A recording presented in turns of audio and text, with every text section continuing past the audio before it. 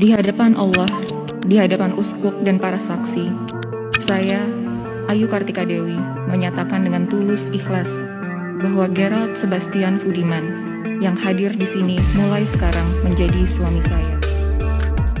Syederalun Ayu Kartika Dewi, staf khusus Presiden Joko Widodo melaksanakan pernikahan pada Jumat 18 Maret 2022 bersama seorang pria bernama Gerald Sebastian. Keduanya melangsungkan pernikahan dalam prosesi dua agama sekaligus,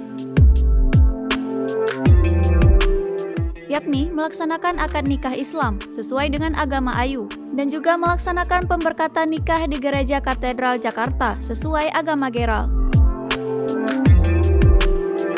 Pernikahan beda agama staf sus Presiden Jokowi, Ayu Kartika Dewi, dengan Gerald Bastian benar-benar jadi sorotan publik. Pasalnya, banyak pihak yang menilai pernikahan tersebut tidak sah dan tak sesuai dengan Undang-Undang Nomor 1 Tahun 1974 tentang perkawinan. Mirisnya, hal itu dilakukan oleh orang istana.